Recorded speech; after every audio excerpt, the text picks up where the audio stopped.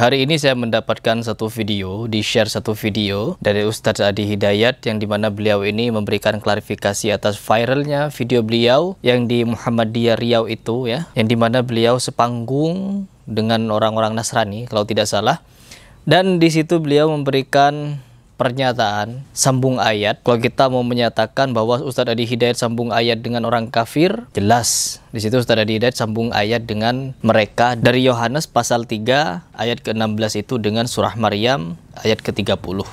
Saya di sini sebenarnya kecewa. Sudah beberapa kali kecewa dengan Ustadz Adi Hidayat yang dimana beliau itu dari awal ketika memberikan statement pernyataan kepada guru sekumpul, yang dimana guru sekumpul katanya wali min auliyaillah. Lalu ketika saya memberikan protes di situ, beliau tidak merespon, dan disusul dengan pernyataan Asy-Syu'ara surah pemusik, yang dimana semua asatid di situ memberikan tanggapan, hanya beberapa yang membela, yaitu seperti Koh Felix Yao, pokoknya orang-orang yang sekubu dengan beliau lah. Jadi mereka ini bukan mencari pembenaran. Ya, pokoknya apa yang disampaikan Ustadz Adi Hidayat tidak mungkin salah. Apapun dinyatakan oleh Ustadz Adi Hidayat tidak boleh salah, pasti benar. Meskipun menyatakan Asy-Syu'ara surah pemusik jelas salah, tapi mereka berusaha untuk membenar-benarkan itu. Oh benar loh Ustadz Adi Hidayat. Adi Hidayat itu orang yang paling sempurna, paling hebat, paling kuat hafalannya, paling mantap keilmuannya. Jadi tidak mungkin bisa salah, benar terus, lempeng hidupnya, mantap, jos terus pokoknya. Di sini saya ketika memberikan tanggapan ini, awalnya ketika ada beberapa netizen nge-share kepada saya tentang klarifikasi itu, saya tidak berminat untuk nonton. Tapi saya coba untuk paksakan nonton agar tahu apa intisarinya. Ternyata intisarinya beliau mengatakan jangan mudah percaya kepada framing-framing, terus orang yang mengkritik tanpa tabayun dan lain sebagainya. Ustadz Adi Hidayat, Anda juga mengkritik tanpa tabayun. Ada beberapa video di mana Anda juga mengkritik salah satu buya, yaitu buya siapa namanya? Buya Syakur. Pernah Buya Syakur menyatakan bahwa Khadijah itu adalah seorang Nasrani. Dikatakan oleh Buya Syakur, dan Anda apakah tabayun kepada Buya Syakur?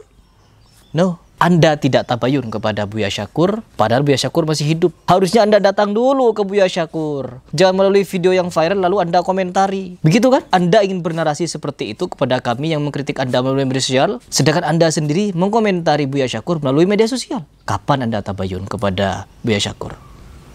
Kepada Panji Gumilang. Saya dulu berhujah kepada video Anda, kepada pendapat Anda mengenai kesesatan Panji Gumilang. Apakah Anda pernah tabayun kepada Panji Gumilang? Kenapa mengomentarinya di media sosial juga?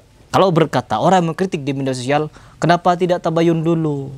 Seharusnya Anda sebagai orang yang katanya ahli bahasa Arab, faham apa makna tabayun. Seperti yang disampaikan oleh Kiai Khalil Nafis, bahwa apapun nih syubhat yang bertebaran di media sosial boleh untuk dikomentari di media sosial juga, tanpa harus menemui orangnya. Karena apa? Bukti suaranya ada, bukti videonya ada. Kalau sudah ada bukti seperti itu, tidak perlu lagi tabayun-tabayunan ya, apalagi bertemu nanya langsung begini begitu. Iya, kalau kalian misalkan mendengar kabar burung, seperti saya misalkan, oh Harry Pras masuk Syiah, sedangkan saya tidak pernah bergaul dengan orang Syiah, saya tidak pernah dibaiat orang Syiah, saya tidak pernah memberikan pernyataan kalau saya membela Syiah, baru kalian tabayun kepada saya. Benar gak kalau Harry Pras masuk Syiah? Begitu, kalau mendengar kabar burung baru tabayun, datangi orangnya. Tapi kalau pernyataan videonya ada, suaranya ada, gambar orangnya ada, suaranya ada, jelas bisa kita dengar, maka dari video itu kita sudah mentabayuninya. Apalagi jelas di situ. Oh mirip kan? Mirip. Aduh, Yohanes 3 ayat ke-16 dimirip-miripkan dengan Maryam ayat ke-30. Sedangkan mau diterjemahkan dari maknawinya tidak ada mirip-miripnya. Mau diterjemahkan sampai jungkir balik gak ada mirip-miripnya. Malah itu menentang Yohanes 3 ayat ke-16 itu. Baca coba Ustadz sampai ke ayat ke-35 yang dimana tidak patutlah Allah dituduh miliki anak. Itu kata surah Maryam ayat ke-35. Kenapa itu tidak dibaca? Takut menyakiti, takut nyenggol, takut apa? Takut membuat orang tersinggung. Dakwah adalah menyinggung. Seandainya Nabi Muhammad berdakwah tanpa menyinggung, maka tidak mungkin beliau diperangi. Itu makna dakwah. Kalau berdakwah, yuk kita sholat tepat waktu, yuk kita pakai hijab, yuk kita bersedekah, yuk kita beramar ma'ruf. Boleh, enak itu, lempeng. Gak bakal ada singgung-singgungan. Tapi ketika kita membahas tauhid, membahas akidah, apalagi bersinggungan dengan orang di luar Islam, maka harus kuat mental memang. Tapi enggak, bagi ustadz kita yang sangat luar biasa ini, yang tidak pernah salah, anti kritik. Siapa Anda aku anti kritik? Nabi Muhammad SAW saja dikritik, keempat imam mazhab saja ada yang saling kritik. ada yang bantah-bantahan. Bahkan orang yang sekarang baru lahir sekarang sok mengkritik Ibnu Taimiyah, sok juga mengkritik Syekh bin Baz dan lain sebagainya.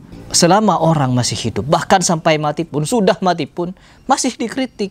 Lalu siapa Anda tidak mau dikritik? Saya dulu kagum sama Anda, Ustadz. Sampai-sampai saya itu minta fatwa kepada Anda masalah hukum pertandingan silat. Tetapi pada faktanya bagaimana? Mengecewakan. Ya Allah, gak perlu berbicara level. Oh siapa Harry Pras? Oh siapa yang berusaha untuk mengkritik-kritik? Apalagi Felix Xiao kemarin. Saya berteman dengan Felix Xiao. Ya, saya sering kontak-kontakan dengan beliau. Saya sempat bertemu dengan beliau. Pernah bercengkrama dengan beliau, tukar pikiran.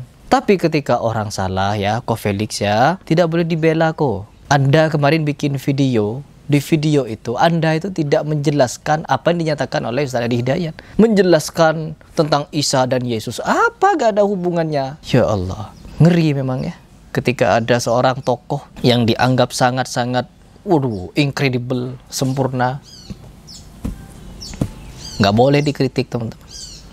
Gak boleh. Kalau perlu mau dipenjarakan. Pokoknya siapapun yang mengkritik orang yang super luar biasa, penjarakan kalau perlu. Kalau perlu bunuh, kalau perlu. Ya. Karena apa? Nggak tahu saya sudah mau komentar apa. Ya Allah. Silahkan pikir sendiri teman-teman. Saya tidak punya banyak komentar. Yang ada hanya ya miris ya. Miris.